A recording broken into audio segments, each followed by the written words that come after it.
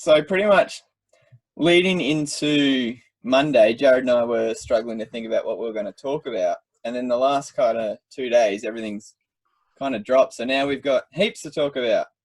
Hey guys, before we start, Adam, can you explain what you just did? Please, for me? Oh, on the chair? He has no self-control and he got annoyed at his chair, started bouncing on top of it. And what's the chair doing now, Adam?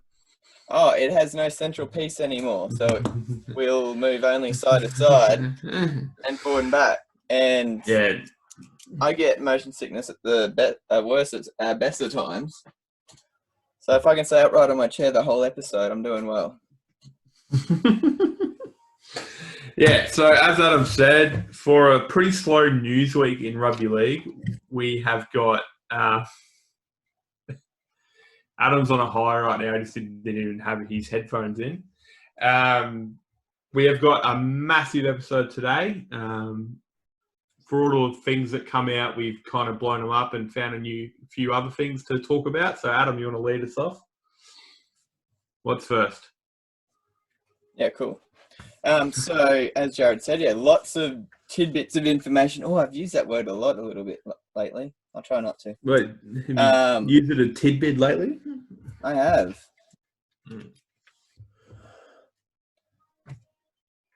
You good? Yeah, I'm good. Welcome Okay. into Six again. I'm Adam. The other guy that's been talking is Jared.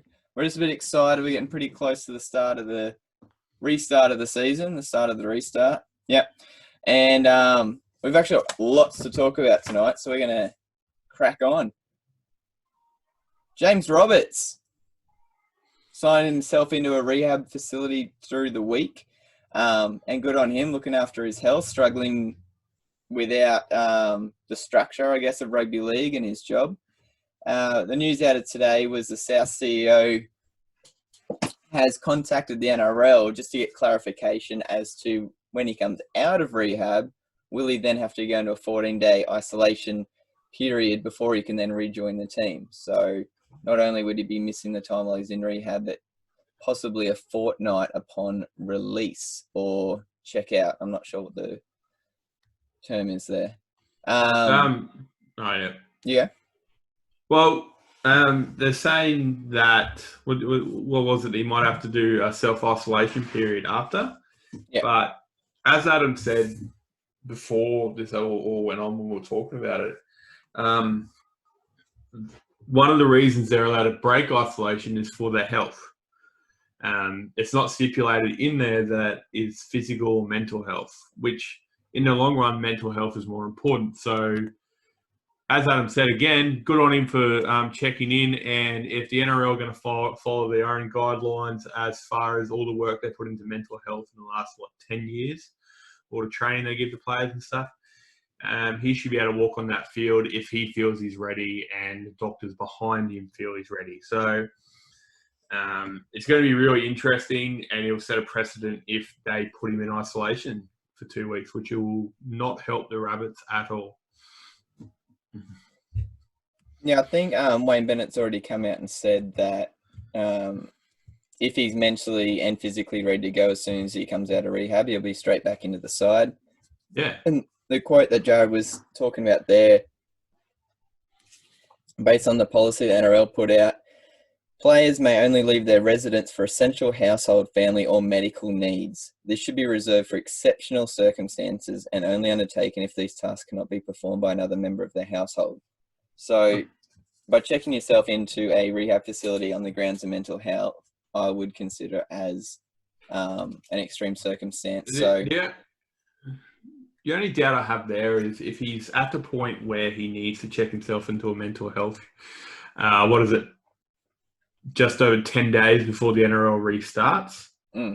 I can't tell you what's actually going on with him. He said it's basically around he's not coping without the football. So I'm guessing, we're both guessing it's probably to do with the structure of his life. Yeah, so maybe 10 days might not be enough, because throwing him back into the environment that he's become so dependent on, maybe you should be in there longer just to wean him off that and get him into a space where Because, you got to retire eventually. He's got to get to that point where he can retire sooner rather than later. So, maybe 10 days possibly isn't enough. But as I said before, I can't tell you what the doctors or him are going through. That's a very wise point of view, Jared.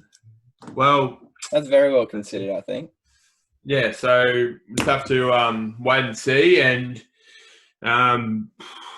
unfortunately, for the wrong reasons, we might have to see what happens when he retires, see how he handles it. That's it. So this is dependent on the NRL biosecurity expert, Dr. David Haslop. So we'll keep an ear out for that. Moving on, the end of the Tamworth experience for the Warriors. They gave the town of Tamworth a farewell and a thank you haka. I believe it was I have it right here, ka mate haka, which I believe is a thank you or a respect, a farewell haka. And the Warriors have made the promise that staff will be returning to Tamworth throughout the year in order to hold school and community visits as a way of saying thank you to what the town has done for them, which is an awesome thing to hear. The NRL should do something for them as well. They opened the town. Yeah, they need to do something. Without the Warriors, there's no NRL, kind of, national, but that's another argument. But Warriors are part of the game, and without Tamworth, it probably would have made the job for the NRL to get the season restarted a lot harder than it would have been, because everyone saw what happened at the bloody, where was it, for Storm? Where was that? Where they got kicked out of the ground? Albury? Yeah, Albury. So, Tamworth could have gone down those lines. They didn't. So, hats off to them. Done well. And NRL, throw a few games down there, or... Difference between Victoria and the rest of Australia, maybe? Yeah, I don't know. NRL's got to do something for Tamworth because they deserve it for what they've done. Unfortunately, it seems like with NRL, for every positive, there's been a negative, and the Warriors have lost another player to injury, Adam Kerrigan. Or was it Kieran? Kieran. Which is kind of weak. So that's my brother's name. So it's Adam Kieran. Knee damage that will require surgery. They haven't said the specific damage, but knee damage. This has caused the ARLC to reconsider the player loaning system. So the Warriors, if you haven't noticed, have had a lot of injuries. They're down to 21 players in their top squad of 30. That gives literally 3 players as a bit of wiggle room if you count the 18th man as your game day squad, which you do. So yeah, they're looking at whether they can facilitate loaning players from other clubs, because they obviously can't be flying players from New Zealand over. And I believe, I know Paul Gallen has said that he'd come out of retirement to help. I'm sure there are players from other clubs who'd be willing to play for any NRL club to get some first grade experience. And some names have already been listed. Jared, do you want to take us through a couple of names of players that have been thrown around? My favourite so far is Sam Friday. Oh, yeah. He's come out and said, and he's literally roll on up. I mean, if you're keen or desperate, got a good 10 to 15 minutes in me, utility with ability.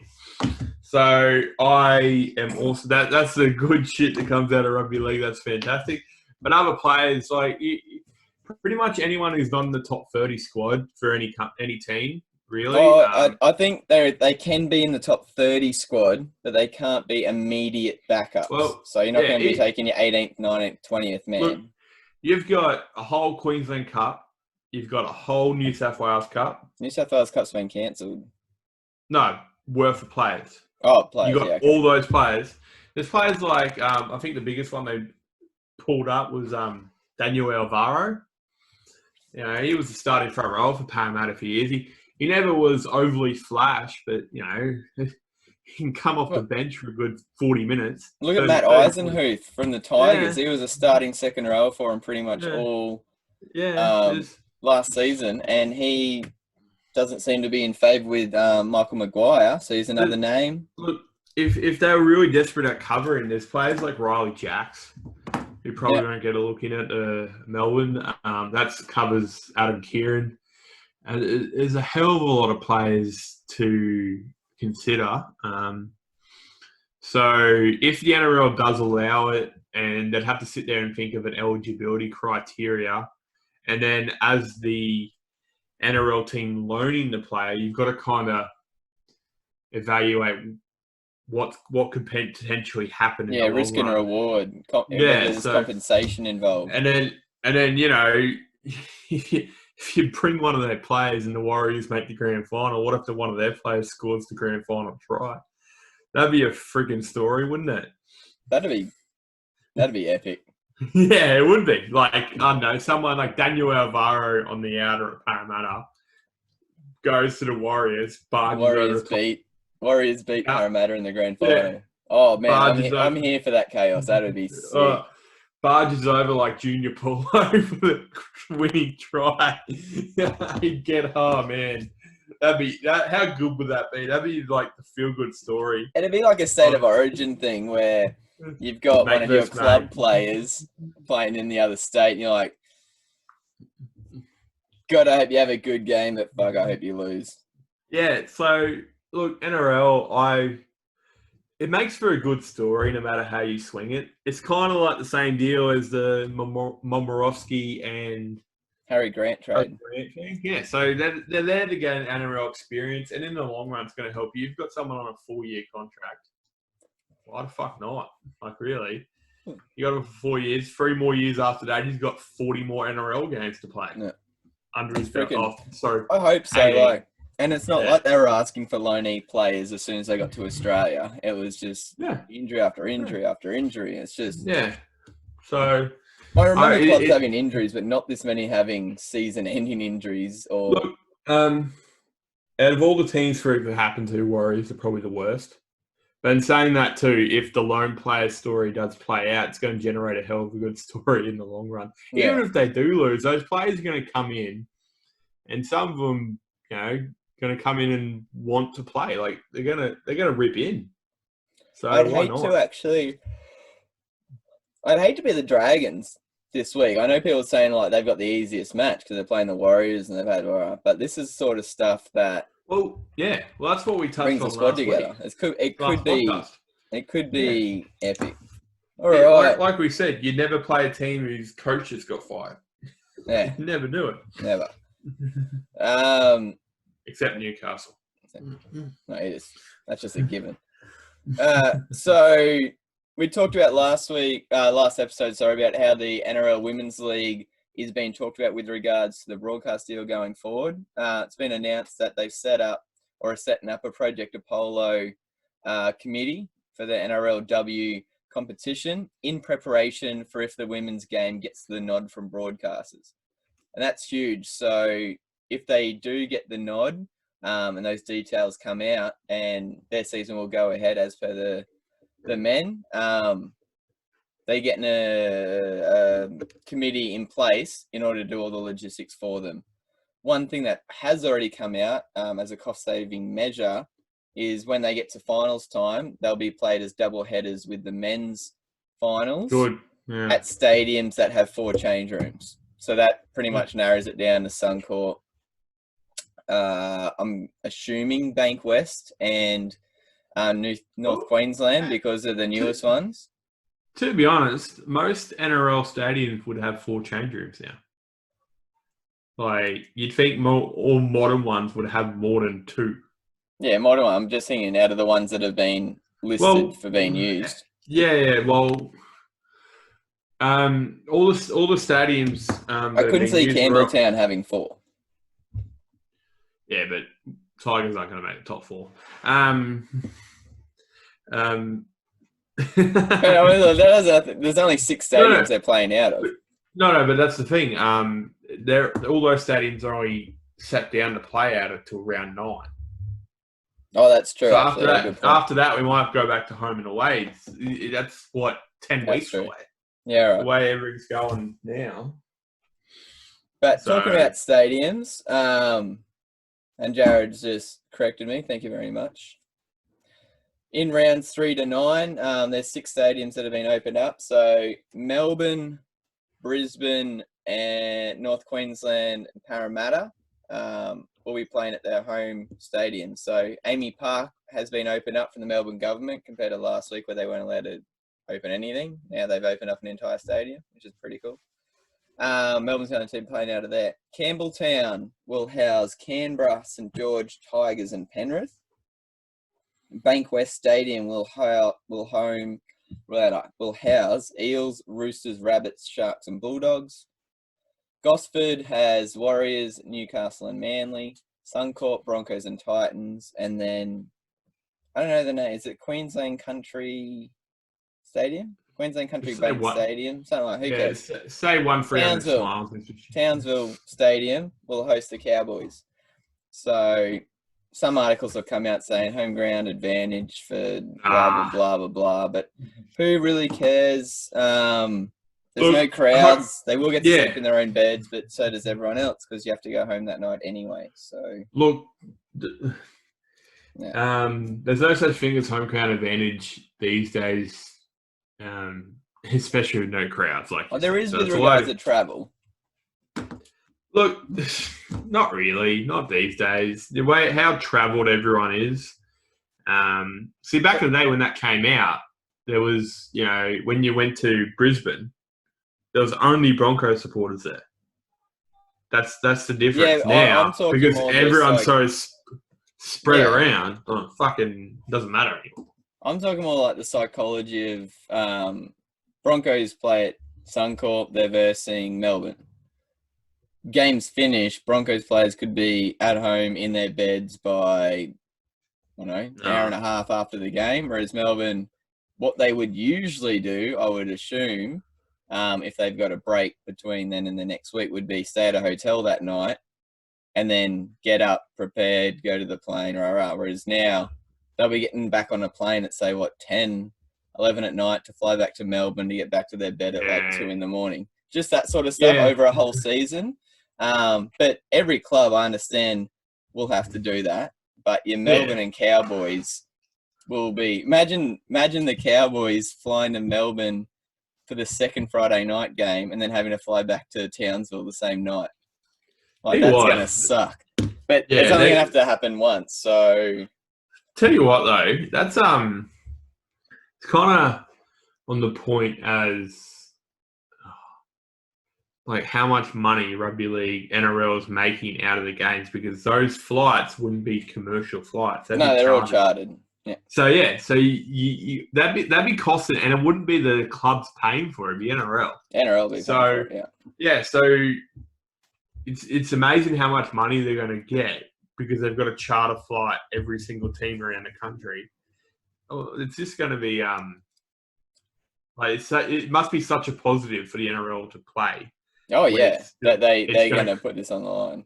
Yeah, and it's still going to cost so much money to run this competition because you add the normal costs and then you add all the biosecurity laws on top of that. Like there must be a pretty decent margin for them to push this hard. It's going to be interesting to see how it does play out through the whole season because say I know when Manly comes up. The last few years when they've come up to play at Suncorp, they've played the Titans, the Broncos, and the Cowboys in those 3 weeks. And they stay in Queensland and play those 3 away games and then fly home to Sydney. It is going to be interesting to see teams flying in and out. I want to know what Canberra's doing. Because I know they're playing out of Campbelltown. But I think from what Ricky Stewart was saying, they're still going to be training out of GIO. So they're going to be busing back every game, or are you going to be setting up a training base up there? It'll be interesting to see. So everyone's making sacrifices. Yes, whatever solutions come out for whatever problems arise, there's not going to be one solution that suits everybody. Teams like Melbourne, Cowboys, Canberra, unfortunately, this is one of the hurdles they have to overcome as players in a club. And I'm sure that they're getting plans put in place to do so. All right, let's have a look at the TV deal.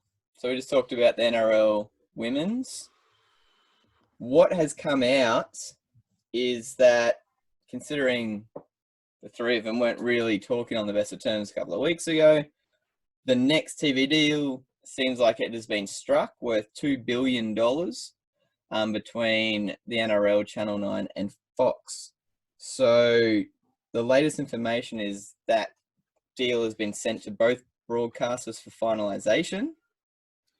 But to me, the $2 billion isn't the biggest story. To me, the biggest story is that Channel 9 has not extended the contract that they're already in.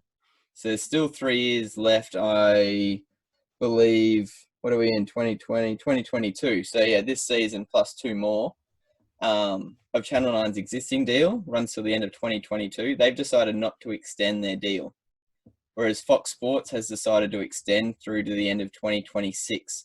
So they've added another 4 years onto the deal that they're a part of. So with how Channel 9's played this thing out, rugby league maybe not being part of their future, it seems like they're kind of hedging their bets to see, we'll stick with them for now. We'll stick with them till the end of this deal and then see if the game and ourselves are in a place to renegotiate.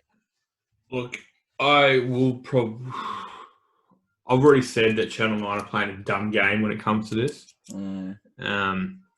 I personally think that as soon as State of Origin and the Grand Final ends this year, they're going to renegotiate and extend it just because of the fact they're going to I don't think they'll be able to. Well, NRL, depends how much money they're bringing to the table, because the NRL, I guarantee you, as soon as Channel 7 heard that, they'd be sending little, thank you, care packages to the NRL right now to say that we can handle your sport after 2023? 2022 is the last season, so the first season would be 2023. Yeah. But I don't think Channel 9 will be able to just jump back in and start renegotiating. So you're on a $2 billion deal that's been struck between 3 partners, 2 of them being broadcasters. If there's a renegotiation, that's going to affect Foxtel as well. So if Foxtel's locked into a part of a $2 billion deal, I don't see them going at the end of December, oh yeah, by the way, Channel 9, we'll do you a favour. We'll come in and renegotiate again. So do you think that in 2022, Channel 9 are just going to cut? I don't know. Because Fox Sports are holding all the chips right now, that's what you're saying. No, I would say that as with player contracts, coach contracts, there comes a point where you're allowed to start talking to other clubs, players, whatever. And so ours is like the 1st of July. I just got my sports mixed up then. NHL's 1st of July. There's a period where you can start negotiating with clubs. You can't just do it 3 weeks after you've signed a 4-year deal. You can't go off and start talking with other clubs. You have to get permission from one club to the other club and agent so you can talk. I would assume there would be something along the same lines in this. So if their deal expires in 2022, I would assume that there may be like a year period where they can renegotiate closer towards the end of the deal. I don't see them being able to renegotiate 6 months later than when they've signed it. Yeah, so Channel 9 will get the first crack again, I would assume, with free-to-air rights. But it's going to be, say, probably 2 years down the track. Well, look, if Channel 7 can produce more money, with the way this has been handled, like, what's the old statement? You stick to your friends that help you through a crisis. Channel 9 have not been helping NRL through this whole crisis. Seen shit fight after shit fight where Fox Sports have been, okay, we understand it's a pandemic, we'll stick by you, and then we'll extend straight away because we know what the product is in rugby league. If the people who are involved in rugby league now are still there when the renegotiating starts with Channel 9, maybe there's just too much shit in the system to redo it, especially if Channel 7 come with more money. Shit in the system. But look, we don't know what goes on behind closed doors in those situations. But lots of shitting by the sound of it. Yeah. But yeah, so have to wait and see on that one. Obviously, there's always going to be a conversation about it. There's always going to be rumours about it. You've also got Fox Sports has a little bit more cash to splash because they have not renewed their deal with Super Rugby Australia, so they've got extra money there, and also the fact that they're losing viewership every year based on streaming platforms, but they've also covered themselves by owning KO and owning Foxtel now. So yeah, well, what NRL is one of their biggest. Look, unions don't even look like they're going to be able to survive, so of course they're going to have money to spend. And in saying that too, Australian rugby, after what's happening now with the whole Israel Folau thing, another 10 years before they're back on top of the world anyway.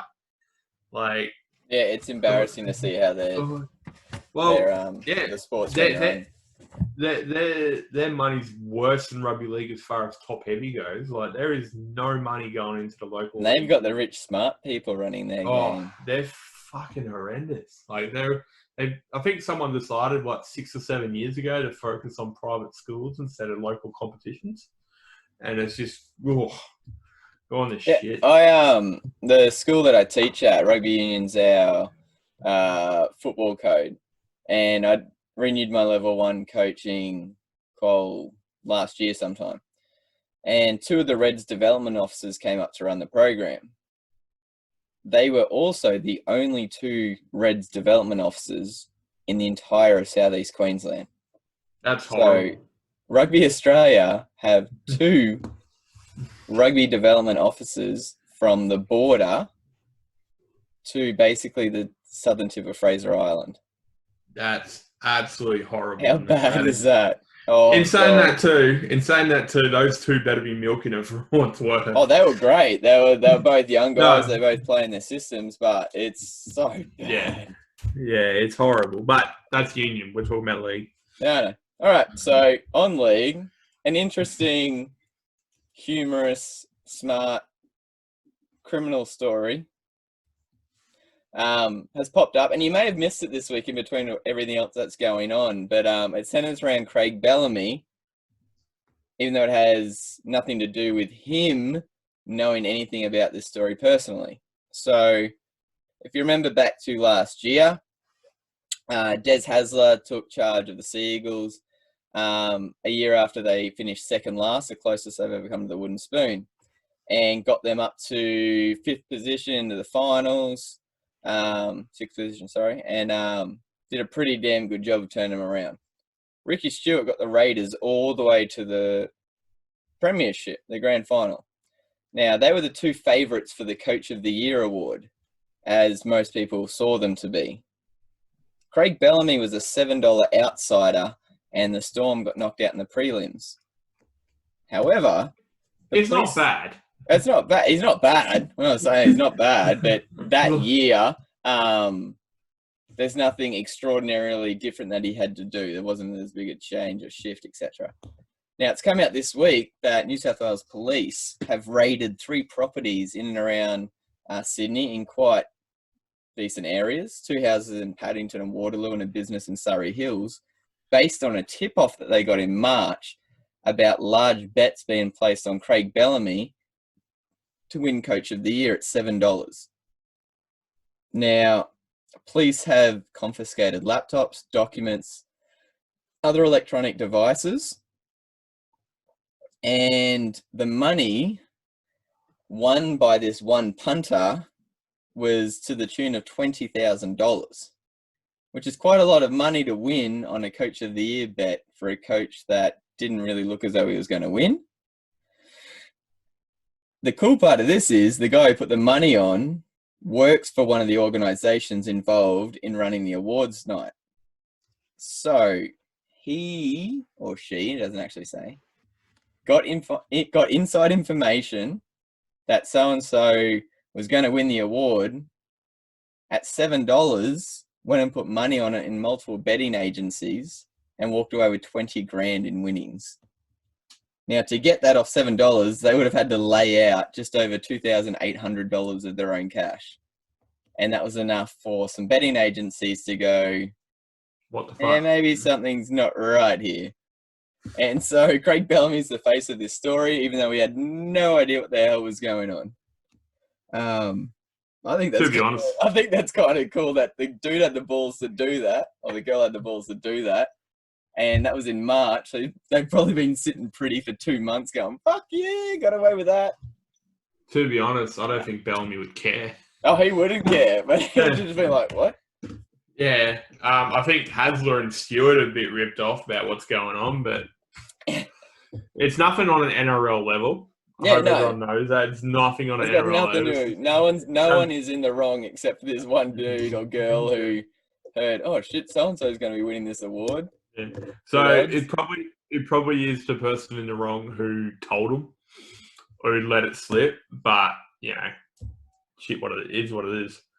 Oh, yeah. It'd be interesting to see whether someone actually slipped someone else the info or whether it was a walk by and they heard something about an award. Well, and went, no, see, that's the thing. A lot of people would actually know before the Dally M's. Yeah. When you think about it, because you got the people who tally up the results, and then you got the people who decide some of them, like the Peter Ferlingos and stuff like that. Yeah. That's the media one. But then you got the trophy engravers who fucking engraved the trophy. And then you have the people doing all the timing and the lining up. Yeah. So so-and-so's going to come on now, so-and-so. Like, the TV prompt will be ready.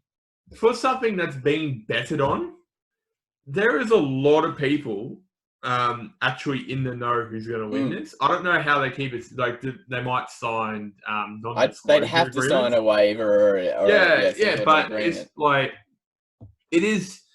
For like I said, for something with betting on it, it's a big deal. Like, oh, it's huge. That's a shitload of cash. Like it's like the it is all awards nights where a trophy has to be engraved or a medal has to be like the Dally M medal. Someone has to engrave that with the name of the person, unless they give them a blank one. End of the night, they take it off. Engrave it later. Yeah, like I don't know the situation in it, but holy shit, there's a whole line of people who would know. So you got match fixing in rugby league is based around the coach of the year, like literally the most boring award of the entire night. Like me and my older brother used to sit there and watch Dally M's and try and bet on the team. As soon as the coach came around, we went and got dessert. Yeah, no one gave a shit. Who cares? Who won the grand final? Give it to them. Yeah. And this guy didn't even make the grand final this year. So this is like, pretty sure this is a red flag. It should have been Ricky Stewart. It 100% should have been.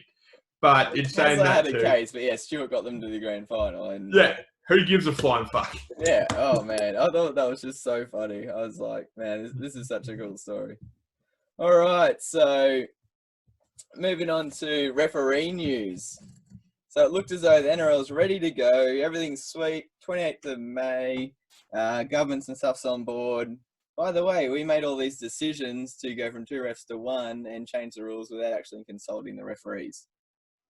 Seems like a bit of an oversight. And the fact of the referees is you've got 2 fully paid referees going down to 1. So it's at least 8 people a week. Unless they're doubling up on games, losing their job. Well, none of them are losing their job. No, but they're going. Yeah, so the full-time ones are going to touchies. Touchies then are losing jobs. Yeah. So NRL and the Rugby League match officials sat down with the Fair Work Commission this week to try and nut out a deal that was going to be fair. Couldn't come up with one. The compromise from both parties really didn't even come close to matching up with each other. So it's now gone to an arbitration hearing. So basically how arbitration hearings work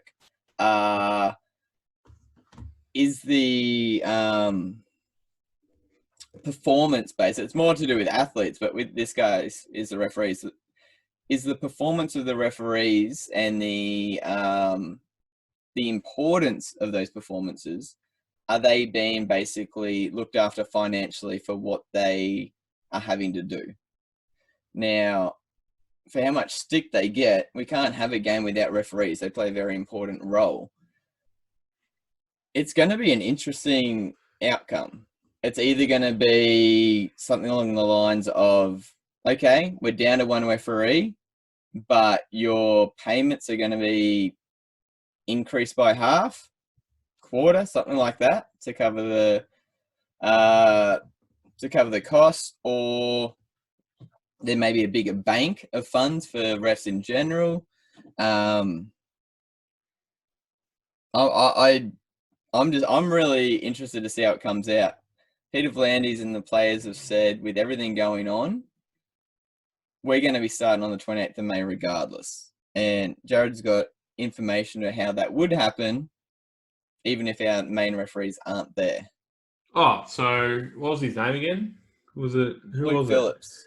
Luke Phillips has come out and said he's doing a Paul Gallen and calling up all the old referees to come play as a ref save or whatever it's called. Yeah, he was fullback for the Roosters in his playing days. Yeah, and he was a ref from 2010 to 15, but he quit as an NRL ref based on how the referees were treated by the head honchos of the game. So there were issues back then. The way I see it is actually Tim Mander came out and said what he would be. It goes Bill Harrigan and then Tim Mander is the best referee in rugby league, like at the time. There might have been someone in there between, but as far as I remember, Tim Mander was one of the top referees. And he reckons, I can't remember what exactly he said, but he pretty much came out and said, shut the fuck up to all the referees. Stop complaining about it. It was a trainee model to begin with anyway. That's what he said. And it hasn't worked out. So deal with it. Can you imagine if they called a press conference like ex-NRL referee, one of the most respected referees in history, to give his opinion? Shut the fuck up. No, he didn't. I paraphrase. I know. But he's actually in Queensland politics now. Yeah. But so he pretty much came out and said, get over it. And you know, Tim V'landys has come out and pretty much said and done what he wanted. And it seems to all have worked so far. I know people like the referees have been affected by this, but like all these referees have been taught all their career to referee with one person. I don't think that's the issue. I think it's more the issue that it was made without their consultation. Why do they need a consultation? Because it revolves around them and you've got 8 people losing wages. A lot more people in Australia are losing wages. I know, but there are people who are being fired because of a reason. These guys are fired without consultation. They're being made. They're essentially being made redundant until next year. That's all it is. Because when they come back next year, one referee. When you think of it, but no, I'm saying that I'm not saying the one referee is going to go back to 2 referees next year. I'm saying all those referees are going to go back to Q Cup and New South Wales Cup next year. Payments of Q Cup to NRL is a difference. Yeah, but in saying that too, how many of those referees do you reckon would have made the NRL if there wasn't a 2-referee system? That's a good point. So a lot of them probably need a little bit more training. I'm not complaining about the quality of refereeing right now because I refuse to complain about that. But you do have to ask the question: if it was a 1-referee system, how many would have made it? I think the proof will be in the pudding with regards to when they get back. With regards to that, but I do think like V'landys has done a great job overall. Yeah. But with something like this, he may have missed the underlying consequences of the actions and may not have expected this sort of hit. Yeah, maybe. On the other side is there hasn't been any news out whether the referees have been continually paid through this as the players have, and whether, if they have been, whether they've had to accept a pay cut.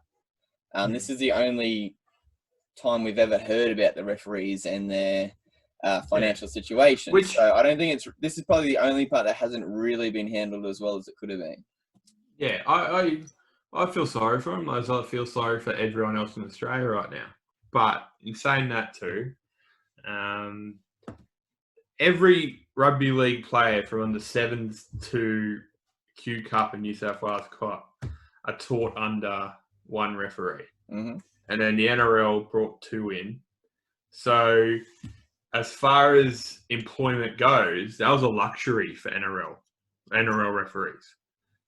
When you think about it, because they open more jobs to it. So now they're bringing it back down to 1, which everyone's used to anyway. So like, yeah, I don't think the game's overly affected by it, to be honest. Like they're going to need at least 6 months of training before they walk on the field with 2 referees, whereas they've trained their whole life as 1 referee. True. So yeah. True. I was going to bring up the next point, which revolves around team selection. So we might leave that till the team section of the show. We've got 2 more kind of random topics that have no relation to each other to finish off with before we get into some team talk. So we know the Origin has now been settled as 3 consecutive Wednesdays after the grand final. I think it was Ben Hunt has mentioned that it's going to be really interesting for players who have been past Origin players if they're in a team that doesn't make the finals this year, because there could be a situation where a player hasn't played for 4 to 5 weeks and then goes into a state of origin game, which is something we have never seen. And they've been talking about, hey, give us a week to get the rust out with regards to NRL. Can you imagine playing a state of origin game after 5 weeks of no game intensity? That, to me, when I read that, shows the desperation of teams that have been on the bubble the last couple of years, your 9, 10, 11 positions, especially if they've got Origin players in there. Those Origin players will be busting their ass more than normal anyway, and their teammates are going to want to get them in, so they'll know what's at risk. And these aren't obviously like your key players. We're talking about, like, say Cherry Evans, say the Roosters and Manly both miss the finals. Boyd Cordner and Cherry Evans, the 2 captains, will get picked, but they will still be going without 5 weeks before they get in, but they'll still get picked. However, your fringe players, think your Ben Hunt from Queensland and say who's the New South Wales player is going to be on the edge or whatever. Say the Bunnies. Say the Bunnies miss the final, but Latrell has a killer rest of the year. Oh, I got a better one. I might have a better one for you. Okay, so for the halves in New South Wales, that's still up contention because 5-8. Yeah. Cleary, Pearce, and so Cleary is the obviously. Oh, he's not the incumbent. Pearce is, but Cleary's the one they're looking into. Penrith get knocked out. Mitchell Moses is still in the thing, and Walker's in the thing. So they had blinders through the finals. Yeah, or Mitchell Pearce or someone like that, like someone unknown in New South Wales half. Does Freddie go on form or incumbency, because he's always pushed that incumbency as a reason. So, and on the other hand, it might be good for some players. So you mentioned Boyd Cordner. He didn't play the first 2 rounds because of niggling injuries. Maybe someone like that who is all over professional, does everything in rehab correctly, will need that 5 weeks off, 4 weeks off. And what hasn't come out is, are the Origin coaches going to open up camp as soon as finals start? Yeah, it's like an Australian camp. Like an Australian camp. But even in saying that, it's pretty hard to run a training camp with 3 players. So it's going to be really funny, especially the last 3 weeks. Can you imagine the intensity that some of these teams are going to be playing against each other? Like, and just to get in the finals, so their Origin players have more time to impress. Back to the half situation in New South Wales. Say if Keary plays well all year, he's dominant, got that 5'8" position, and then say, I don't know, I'm not going to throw Newcastle because I talk about them too much, but say Mitchell Moses. Yeah. That's my point. Mitchell Moses and Penrith playing the grand final. Then you've got a battle in the grand final for the half spot in New South Wales. And Keary hasn't played in 4 weeks. Like, he had a great season, remember? Yeah. Like, I said this about 4 times already, but it all comes down to the fact that which coach is smarter out of Fittler and Walters. How are they going to do things? Like, they can't plan shit.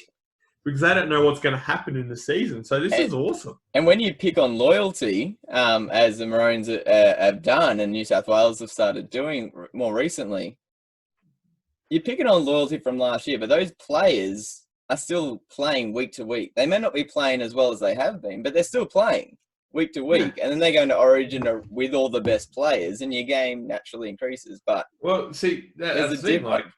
You wouldn't have seen. I'm trying to think of an example, like a loyalty pick, like a Jared Wallace. I'm going to say for Queensland, all right? He wasn't a loyalty pick. He was. I got no one else. I'll put him in there pick. Okay, that's fair.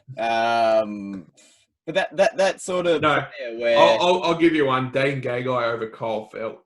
Yeah, something like that. Well, Gagai hasn't played that well for club the last 2 years, but he won a Man of the Series in Origin as a freaking winger. Like,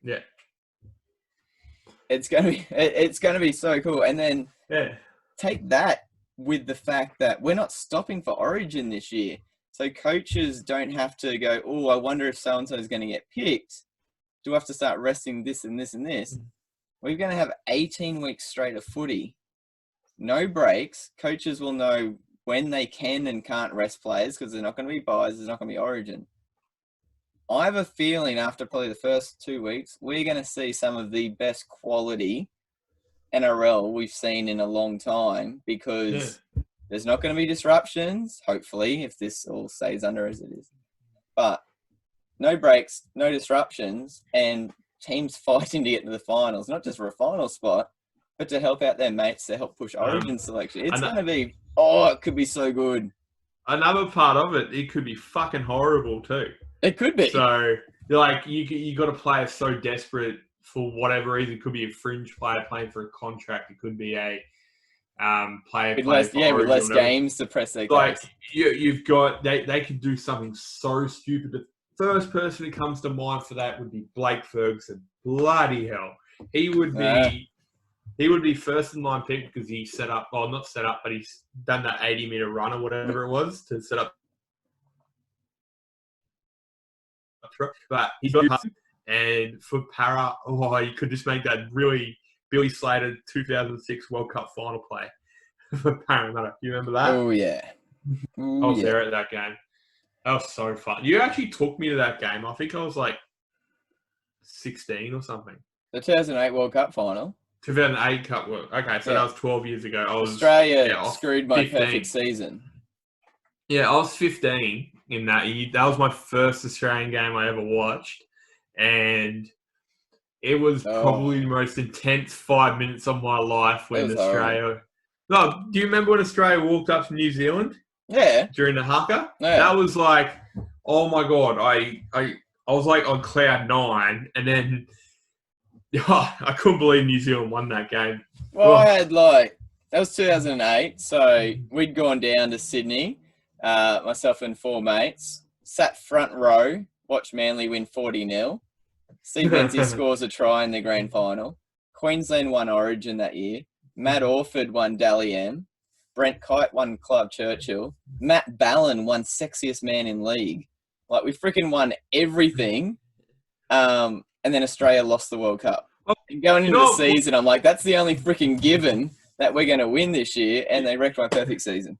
Do you know what my one of my biggest memories of that was? Because I was 15. I think you brought your other brother Tim. He's a year younger than me. Yeah. And there was your other brother Kieran, my older brother, and another... Hazard. He was there too. Yeah, Hazard was at his little blowhorn. He was blowing out all night. It was awesome. But I remember walking off the bus that night, and I was talking to a New Zealand fan, and he's like, mate, I just like to see New Zealand in the final. I don't think they'll even win. Yeah.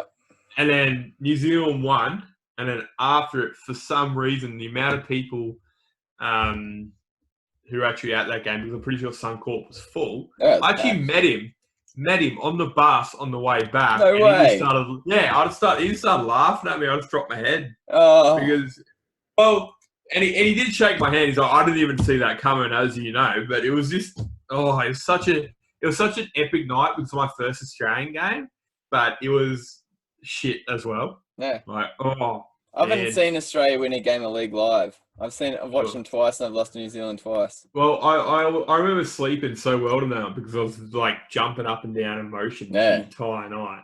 It's nuts. Entire night, yeah. What were we talking about? Origin. Anthony Seibold. What's his idea? It's freaking awesome.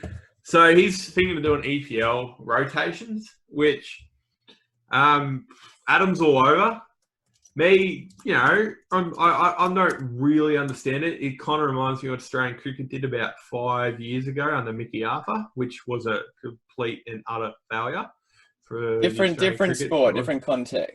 Yeah. So, okay. And I'm all for it in the way that a couple of weeks ago on this podcast, I said someone's got to do something new, and Seibold's leading that charge right now. So for people who don't understand, Seibold's come out and said officially that the Broncos are going to employ a player rotation policy. So it basically means that we're not going to have our starting 3 back rowers. We're going to have a starting 7 back rowers. And I'm going to rotate as I see fit based on who's performing the best at that particular time, who's performing in training, etc., etc., etc. So in order for that to work, each player in that position needs to know each play inside and out. The halves need to know who they're working with, etc., etc. There's risk involved, but if you get it right, if there is an injury, it doesn't matter who comes in. With regards to knowledge of the plays, obviously you can't replace someone physically if they've got skills like a Fafita or a Pangai or whatever. But it's bloody interesting, and I'm always here for the drama of sport, and I can't wait to see this collapse in a heap and burn, or take off and see other teams employ it, because it's such a risk and reward strategy to keep your players fresher through the season. But it can cost you wins as your players get used to it. So, I don't think it worked with cricket. Sorry, Jared. I don't think it worked in cricket because you can prep in cricket. You get one pearler of a ball and you're out. And if you don't get another chance and another chance and another chance, it's a sport where you need to continually get chances in order to be able to prove it sometimes. Look, I don't know that much about what happened, and supposedly there was a lot of shit going on behind closed doors in the cricket team back there. So, but the concern I have for this is not if it works or it doesn't work. It's if whatever happens, the public are going to react to it. Of course they will. No, but that annoys me. So my dad always said rugby league is a cannibal game because everything negative we kill, we eat, it's gone. Everything positive, we jump all over. So, like, this is how we treat new things. So it's if you take it as a positive, though. Yeah. So not everyone will. Well, that's the problem. If it works, it will be taken as a positive. Everyone will be like, "Oh, Seibold's a master coach. This is amazing." Yeah. Like, oh my god. If it doesn't work, like, there's only 2 ways this can go. He's going to get shot down the bloody sewers. And that's been a big problem with rugby league for a long time. Where are you getting these sayings from? Mate, they're fantastic. Shot down the sewer. As soon as someone tries something new and they lose from it, they're pretty much shut out of the game. Really. Think of Fittler with the Origin preparation. We got him walking to the stadium and barefooted and like if he lost, he'd be considered a hippie and fucking thrown out of the joint. He's still considered he's still in the joint. Yeah, but he won. So it's all right. People accept it. As soon as he loses a series and he's got players walking barefoot in the grass, someone's going to come out. That is why. So it can't wait for a player to walk out to kick off barefooted. That in the zone. So it kind of annoys me that if it fails, Seibold's going to get raked over the coals for trying something new, which rugby league hate, and it annoys me. It hasn't really been fleshed out in the media yet because the amount of stuff that's come out in the last 2 days. It kind of only just got up there as a headline in the last few hours, so it's going to be. Do you know I'm kind of hoping, and this is just a personal hope, that I think he's just using an excuse to fucking drop Boyd. No. I don't know if they've got enough backs to rotate in. Oh, it doesn't matter. Just put Alex Glenn in there. All right. But yeah, no, I really hope it works out because stuff like that's new. NRL kill it. So that's All right, we go into the this happened right kind of almost as soon as we finished the last podcast the next day. So Cody Walker, there's a film of him after the news of a family member's death, being blackmailed for 20 grand because they had footage of him kicking a bloke. That case has now been dropped by New South Wales Police with regards to his actions towards the other man. However, the NRL is still investigating. There's been rumours of a 4-match ban, and I really hope that's not the case. It seemed like there was extenuating circumstances here, which doesn't give an excuse, but it does provide an explanation.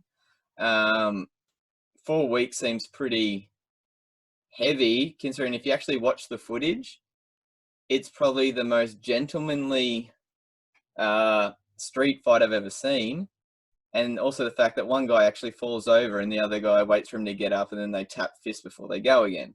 So, yeah, it's not a huge story till I guess the NRL put something out. But I do like Wayne Bennett's comments when he came out and said, I did tell Cody to work on his kicking game, but that's not what I meant. And I thought, man, there's a lot of stuff I don't like about him, but he's always had some good one-liners, and that was pretty smack on. Yeah, with all this shit like this, no one actually knows what happens behind the scenes. So a lot of people on Facebook have seen the video, jumping on the fence. It's 50-50 of how people are reacting.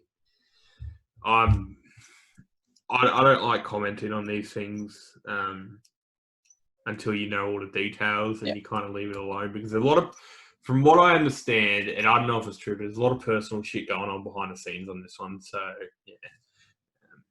And I believe Cody Walker done the right thing when he went to the cops originally.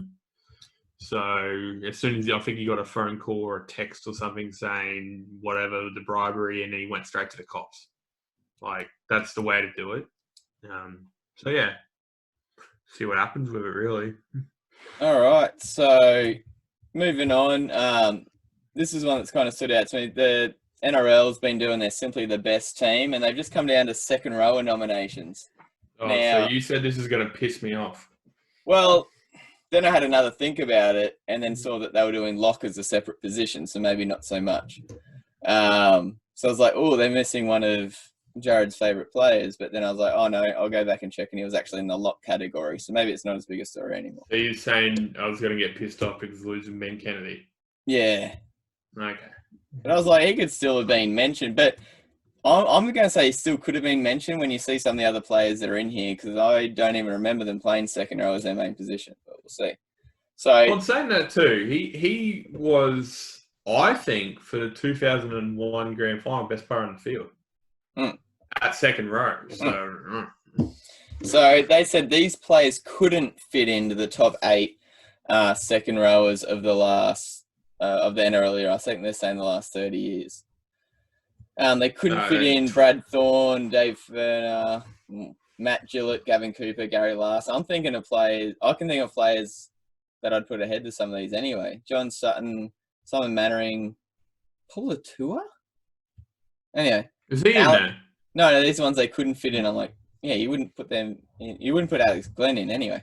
Anyway, so they came up with this year top 8 that you've got to select from. It's down to the top 4 out of these 8. So Boyd Cordner, Craig Fitzgibbon, Nathan Hindmarsh. He'd be close to winning. Luke Lewis. Yeah. Steve Menzies. Overrated, Adam. Adrian Morley. Front rower. That's what I thought. Paul Seranen.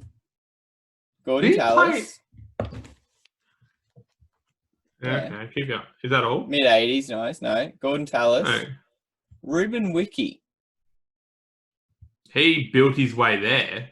He was a centre. I'm pretty sure. I thought he just went from centre straight to prop. Nah, he built his way there. And Sonny Bill Williams. Okay, so what did you say? Is the last 30 years or NRL era? It's the last 30 years. It'd have to be Okay. because, yeah, Syrian was the 80s. No, Siren, he retired in 88, so he did play in the NRL era, Mm. but I wouldn't, for that reason, Yeah, he played. they're saying 247 games, so it would have been his 30 years. Okay. But I'm looking at that 8 going, there's probably some other second rowers who we feel like, especially with Morley and Wiki being in there. Not that they're bad players, they're damn good players, but I would have selected them maybe at other. Who else would you put in there? I'd say, I reckon Brad Thorne could have had a spot in there. I reckon Glenn Stewart could have. So even as a Manly fan, I wouldn't have put him that high compared to some of these other just guys. because of his ball skills, he was one of the hardest men to tackle in the NRL for about a 5-year period. Mm. Who else? Now that I've said, I'm struggling to think it off the top of my head.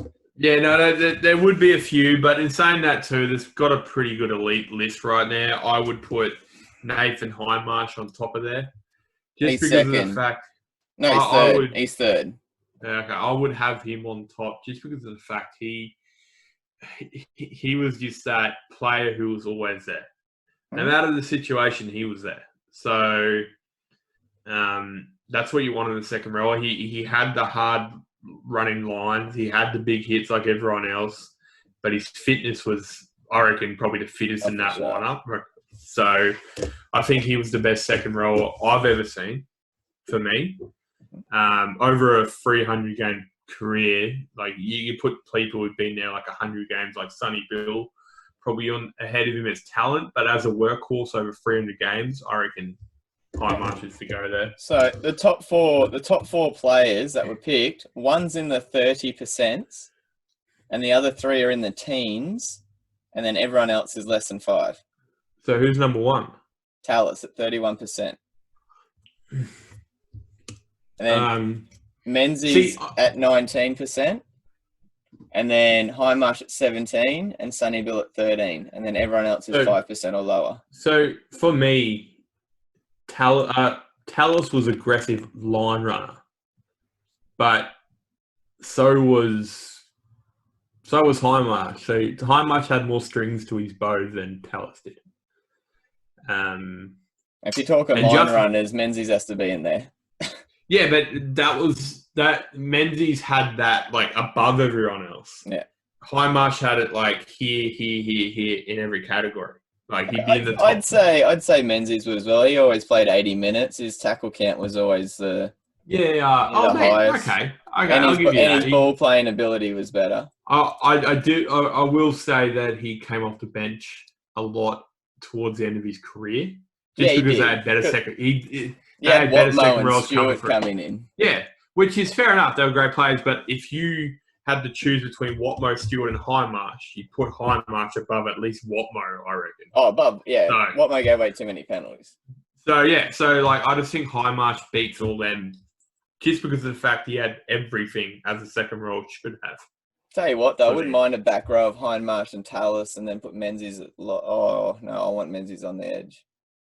Kennedy at lock. Whoa, Jesus Christ. If I had those 3, I'd put Hindmarsh at lock and have Menzies and Tallis on the edges because Hindmarsh will catch. Look, I know this is only a fan survey, but those 4 run away with it. Yeah, right. I can't see Tallis at Hindmarsh. Sorry. I have no idea how long we've been going for. It's at the 2-hour mark, but we were chatting on here for a fair while beforehand, so we'll keep going. Biggest news of the week, maybe? Definitely of today, anyway. Greg Inglis, out of retirement, signing a 1-year deal with Warrington Wolves. And as every time, like Jared just said, as anything new or positive or different comes out, you're going to have people jumping all over it as soon as they can, trying to poke holes in it. And in this case, Jared's one of them. He's going against exactly what he just said. So take it away, and then I'll cut you to ribbons. I'll say this: it's not the first time. It's not a new thing for a player to go over to England. It's not a new thing. That happens probably 10 times a year. That's not a new thing to cut down the thing. All I can say is there's something not right in this whole thing. You reckon someone pulled a rabbit out of the hat, do you? It's pulled a rabbit out of South Sydney. Nah, I can't tell you what it is because I don't understand what the money side of things and all that. Jared's keeping it a secret. It just doesn't seem right in the fact that you got someone who retired 18 months ago and then was on over $300,000 a year to be a development officer at South Sydney. And then he said that, yes, it wasn't because he was injured he retired. It was because he just couldn't do it anymore. Was it mentally? And he said his shoulders would go on, his knees would go on, and all that kind of stuff. And then 18 months later, he's like, I'll go play in England. Yeah. So I don't, like, good on him. Whatever. It's not going to affect me because I'm not going to watch it. But I just don't see it being right. There's something wrong there. That's all I'm saying. I'm trying to find the injury retirements. Look, can a player on a 5-year deal retire in 2.5 years into his deal, and then say it's not medical reasons, spend 18 months on the sideline getting paid by that club, and then go play again? Is that effectively like does that seem right to you? That, and I know he's not going back to South Sydney, which would have been like 1,000,000 times worse. Yeah. But like, does it sit right with you, the fact that he retired for a reason, said he was done, and then he's coming out and Warrington, and you don't even know how much Warrington are paying? It's not going to be much. Okay, so my understanding of it, because Manly went through this with Brett Stewart and Steve Maddai, with them both retiring due to injuries during the preseason, so Manly could have clarity over their roster for the season. My understanding is if you sign a deal with a club and it counts towards the salary cap, and you already have an existing injury that they know about, so with regards to Stewart being his hamstring and Maddai being his shoulder and neck issues that he'd had already, if you sign, or if the club signs a player to a deal knowing of that injury, and that same injury causes them to retire earlier than the contract, the club still has to, that still counts against the club's salary because it's a pre-existing condition. Similar to how like insurance works on a pet or your health insurance or something like that. Now, when Inglis had signed the contract, he'd had injuries, but his retirement came just as much out of mental health than it did physical health. So the understanding there is it wouldn't have counted towards the cap, hence why they got it out and spent the money elsewhere. And they're allowed to spend up to and equal to the amount that they were paying the player. So Manly had to continue to keep Stewart and Maddai's things on the book for that season till they ran out, whereas this is different. Now, 18 months is a long time, but with regards to mental health, especially like there's a lot of comments about his weight, etc., that weighed on him. Oh, shut up. Boom.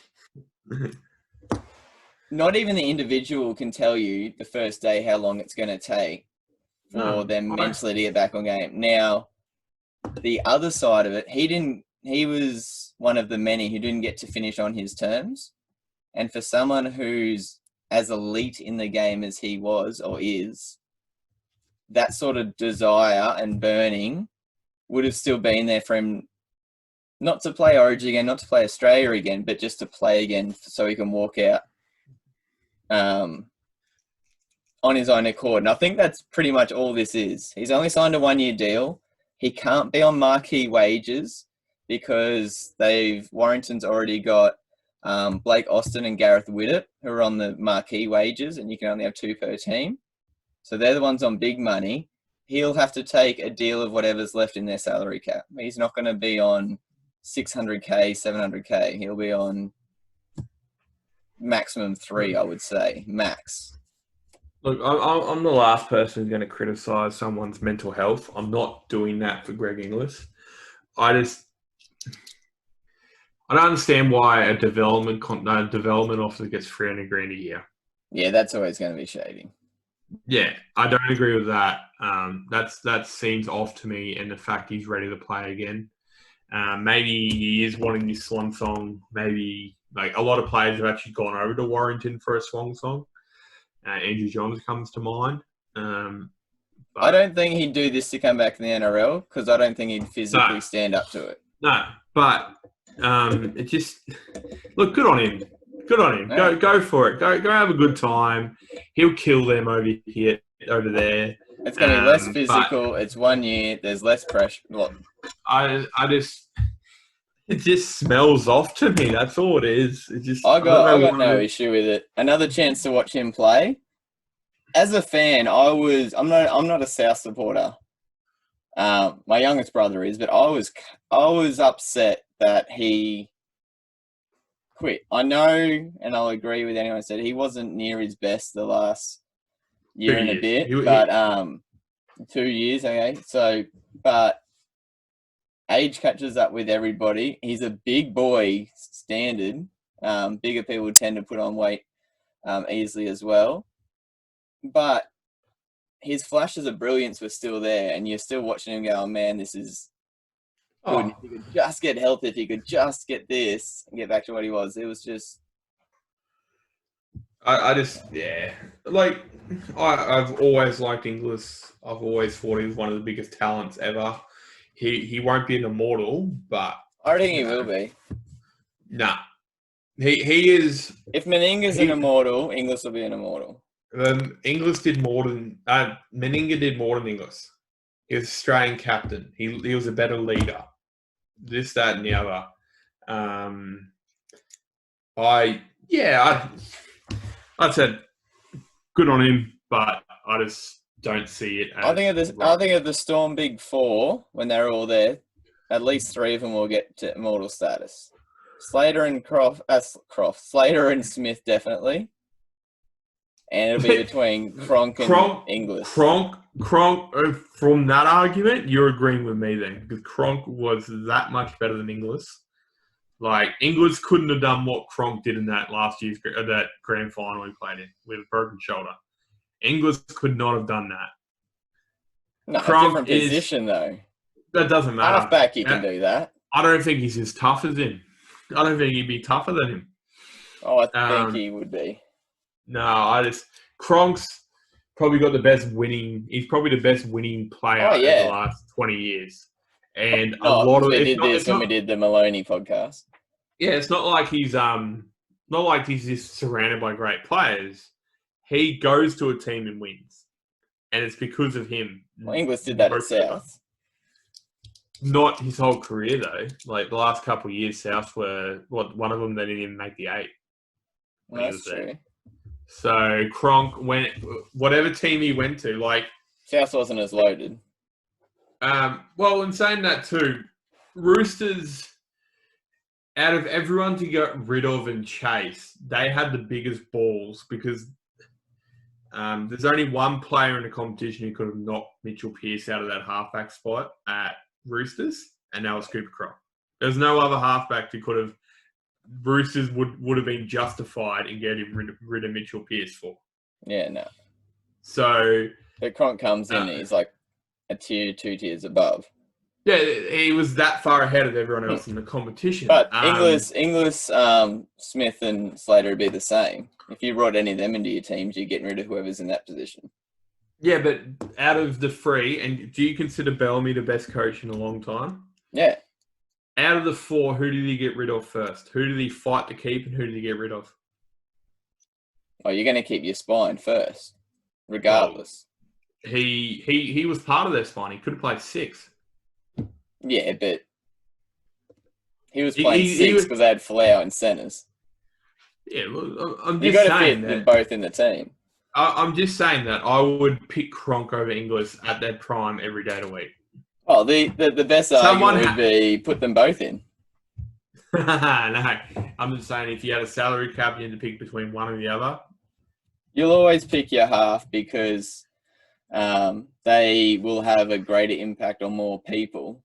But when it's coming down to positional players, someone had to give Inglis that ball, and that was Cronk. That's what I mean. Like your halves are always going to be. But I'm just Inglis never played a better season than he did with Melbourne. No, I doubt anyone that left Melbourne would have. Yeah, Hoffman didn't. Well, Inglis would be the one who could. Cronk still played a hell of a lot better at Melbourne than he did at the Roosters. Oh, he played bloody good at the Roosters. Yeah, that's because he was fucking awesome. No. Yeah, so I just rate Cronk, Smith, and Slater as the better chance of getting the immortality than Inglis. I'm just having a look. So, Rookie of the Year, Clive Churchill, Dally M, Peter Ferlingus, 5'8", Golden Boot, Harry Sullivan, RLF Centre of the Year, Ron McAuliffe, Wally Lewis, Dally M, Proven Summons, fullback of the He year. didn't win 3 Dally M's. No, like positional. Oh, Jesus Christ. Sorry. I was going to say, oh. Rep Player of the Year, 5'8" of the year, fullback of the year. So he won Dally M's in 2 different positions, as well as a Rep Player of the Year. 39 appearances for the Kangaroos, 31 tries. 32 appearances for Queensland, 18 tries. 263 appearances for 149 tries as a centre. And then fullback. But that's ridiculous. That is... That's crazy. No, they're both... So yeah, even when he went to South Sydney, 146 games, 71 tries. So pretty much a try every 2 games. I just think Cronk's influence was a lot higher than Inglis's. Oh, a half's influence will always be higher. No. Just him being on the field is a higher influence than Inglis. No, I wouldn't, because when they started their Origin careers, Cronk was a bench player. Yeah, and when they lost, who wasn't playing? Yeah, Cronk wasn't. There you go. Yeah, it was a one-off series. 1 series. Yeah, but he was the only difference. Move on. I would just say they'll both get in. That's easier. Move on. All right. So that actually takes us. Do you want it? Are we going to have time for the 2 teams, or do we save that till Wednesday? Today is Wednesday. It's saved till Sunday. Yeah, we'll give it a miss tonight. We've gone on for way too longer. It's currently 10:30. Oh, it is too. All right. We're just going to finish with this one argument that Jared can be annoyed with afterwards. I'm going to think about this while I'm trying to go to sleep now. Yeah, Fuck you, Adam. All right. So I've got 1, 2, 3, 4 people here. All right. One of them's Inglis. So I said that he's the greatest athlete I've seen play. The one to be pushing him, or would actually be better if he'd stayed in the game, would be Folau. But we'll stick with Inglis. So these other 3 are 3 other players. So Inglis is at 191 centimeters and 108 kilos. Yeah? No, sorry, that's the wrong one. 193.5 centimeters, 110 kilos is Inglis. Okay? 191 centimeters and 117 kilos. Who's that? JT.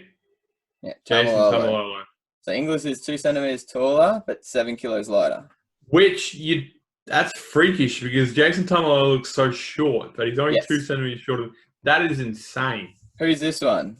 182 centimeters, 107 kilos.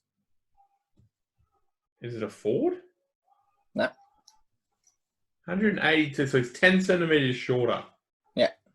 And 3 kilos lighter. Ah, Mal Meninga. Yeah. Who's this? 206 centimeters, 113 kilos.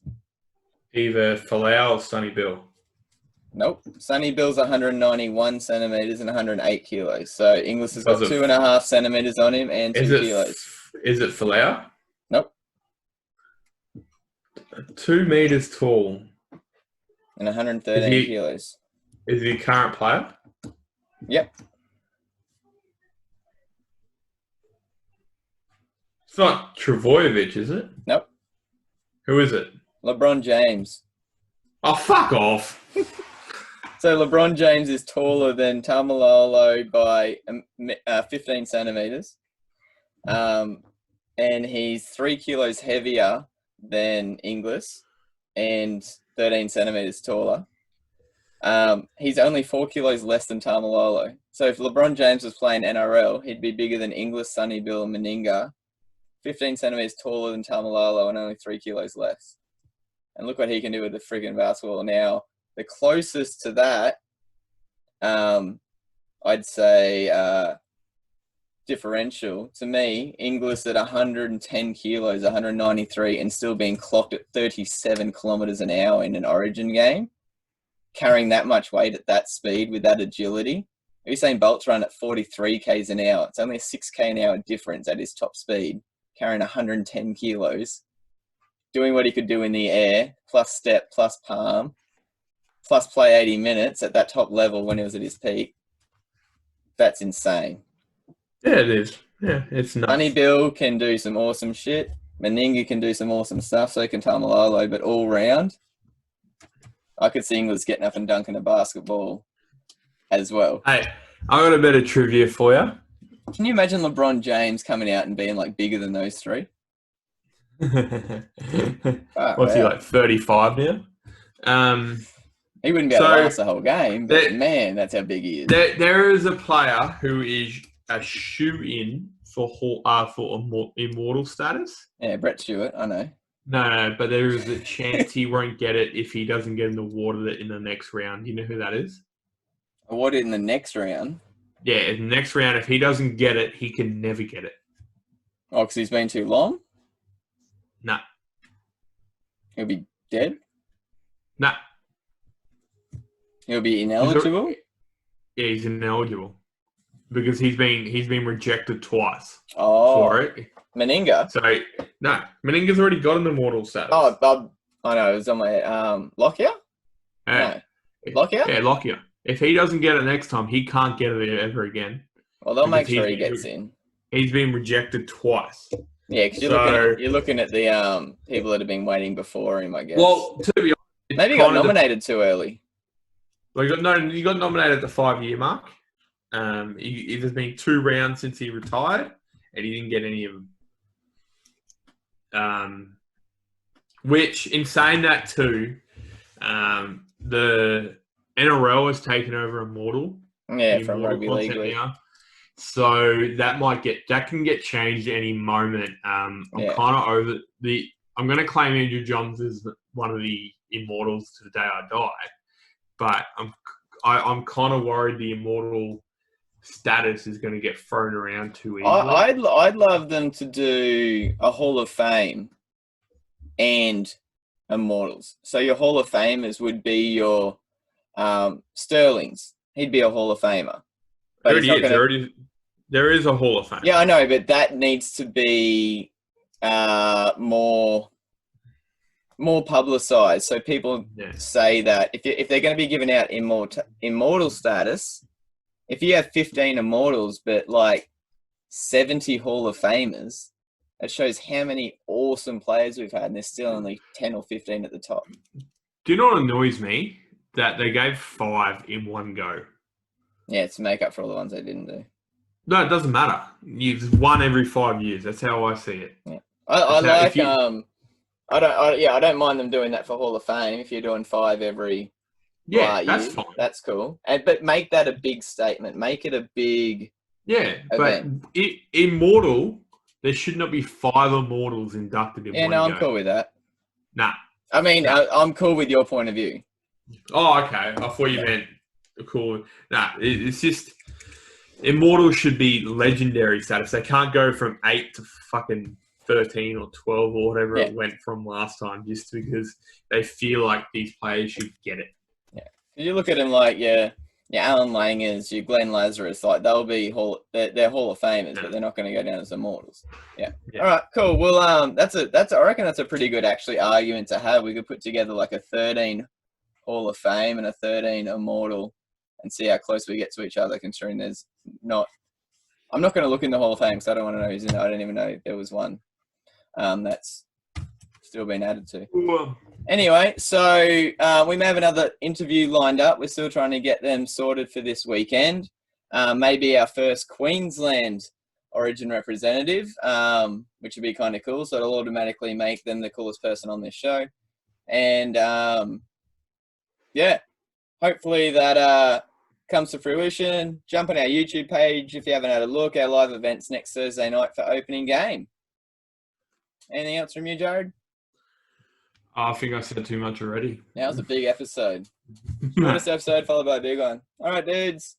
Do that. See you later. Bye.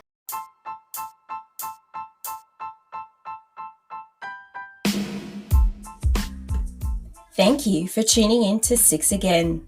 Connect with the show on Twitter, Instagram, and the Six Again website. All links via the show's bio. Be sure to check out Adam's craft beer choice of the week.